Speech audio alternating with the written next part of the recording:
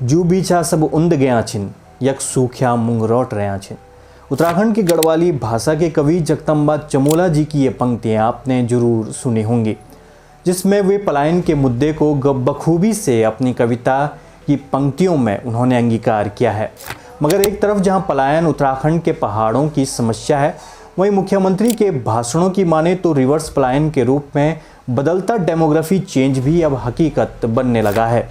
और जिस सूखे मूंगरोट की वे बात कर रहे हैं, वे या तो जल जंगल ज़मीन की लड़ाई लड़ रहे हैं या फिर खामोशी से इस प्रदेश के पहाड़ों की सूखती धाराओं में शराब के बढ़ते चलन को देख रहे हैं।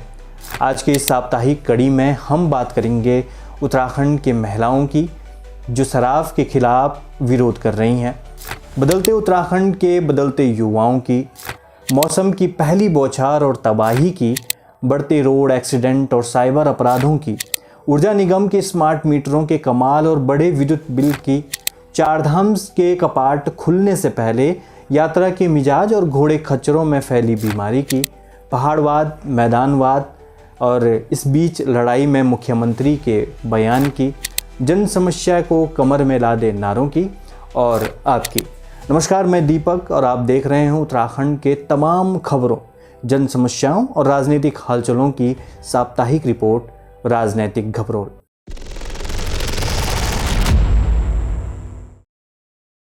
दोस्तों, क्या आपने पौड़ी की टिंचरी माई की कहानी सुनी है?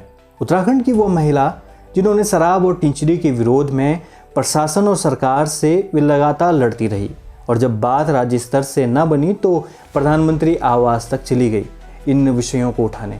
आज टिंचरी माई तो नहीं है, मगर उत्तराखंड के पहाड़ों में शराब एक आम बात अब हो गई है। शादी विवाह तो आम बात थी, मगर अब देवी देवताओं के आंगन तक शराब पहुंचने लगी है।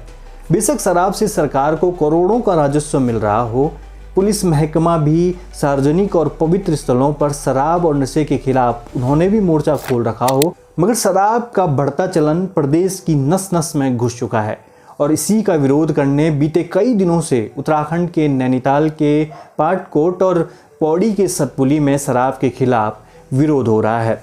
विरोध का आलम ऐसा है कि महिलाओं ने अपने बच्चों को स्कूल न भेजने की धमकी भी दी है, मगर प्रशासन अभी भी इस पर मौन बैठा है। आज इन दोनों क्षेत्रों की महिलाओं को करीबन 2 हफ्ते से भी अधिक का समय हो जाएगा, मगर फिर भी इस पर दो राय अभी भी नहीं बन पाई है। विरोध करने वाली महिलाओं की मांग है कि शराब के ठेके के बजाय अगर सरकार शैक्षणिक संस्थान खोलती तो कोई बात थी, मगर सरकार हमारे बच्चों को नशे की ओर धकेल रही है। इधर महिलाएं तो बच्चों के भविष्य की चिंता में सरकार से लड़ रही है, मगर उत्तराखंड के अंदर ही कुछ युवा इसकी बेहतरीन नज़ीर भी पेश कर रहे हैं। इस बीते हफ्ते 2 वीडियो इंटरनेट पर घूमती रही। एक बागेश्वर की, जहां कुछ युवक ट्यूशन के नाम पर 2 किशोरियों के साथ मारपीट और गाली गलौज कर रहे थे, वहीं और दूसरी वीडियो देहरादून के सहस्त्रधारा की, जहां युवक और युवतियों के बीच मारपीट की वीडियो इंटरनेट को डिबेट का उसने कॉर्नर बना दिया। इसे देखकर दुख होता है कि समाज के बुजुर्ग जिस भविष्य की चिंता में अपने आप को खपा रहे हैं, वहीं युवा बेफजूल और उल जलूल सी हरकतों से साथी युवा वर्ग को ही शर्मसार करने में लगा हुआ है। ऐसा नहीं है कि इन युवाओं से उत्तराखंड के बाकी युवा जो शिक्षा, रोजगार, राजनीति, गायन, नृत्य, एक्टिंग और खेल के मैदान में बाजी मार रहे हैं, उनसे तुलना की जा रही हो, मगर जब इंटरनेट की जाल का एल्गोरिदम चलता है तो कबाड़ ही सबसे पहले दिखाई देता है। कबाड़ से याद आया, उत्तराखंड के विद्युत विभाग के नए स्मार्ट मीटर ने लोगों को सदमे में डाल रखा है। मामला हल्द्वानी नगर निगम का है, जहां 1 महीने पहले लगे स्मार्ट मीटर में जब 46,60,000 का बिल आया तो सबके होश उड़ गए। असल में हंसादत्त जोशी के यहाँ ऊर्जा निगम ने 1 महीने पहले स्मार्ट मीटर लगाया था। महीने भर बाद हंसादत्त जोशी को जो बिल मिला उसे देखकर उनके पैरों तले ज़मीन खिसक गई, क्योंकि बिल 2-4 हज़ार रुपये का नहीं था, बल्कि 46,60,000 रुपये का था। इससे पहले भी स्मार्ट मीटर से संबंधित गड़बड़ियाँ प्रकाश में आ चुकी हैं। ऐसे में सवाल उठना लाजमी है कि मीटर सच में स्मार्ट है या फिर स्मार्ट के नाम पर विद्युत का एक लंबा चौड़ा बिल बनाने के लिए इसे लगाया गया है।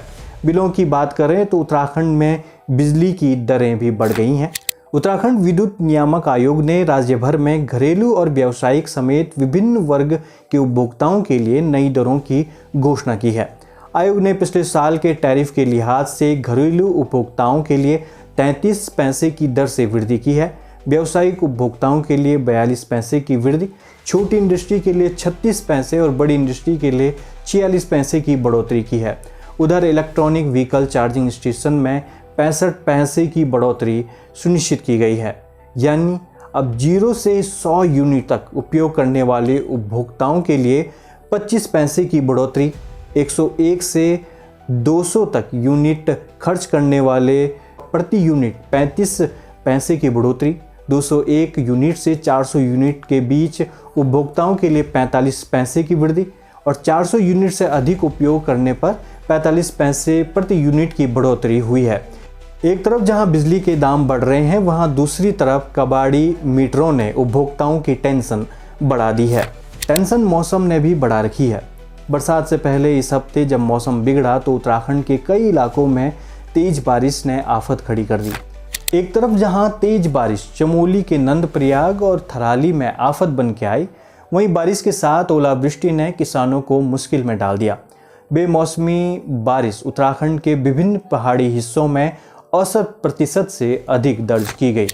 इस विषय पर पर्यावरणविद रवि चोपड़ा की माने तो पश्चिमी विक्षोभ, जिसके कारण ठंड में बारिश और बर्फबारी होती थी, वो अब खिसक कर मार्च और जून तक सक्रिय हो रहा है, जिसके कारण फ्लैश फ्लड की घटनाएं बढ़ रही हैं। उन्होंने यह भी चेताया कि अगर उत्तराखंड के पहाड़ों में इसी तरह अगर अवैज्ञानिक विकास होता रहा तो यह समस्या और भी गंभीर हो सकती है।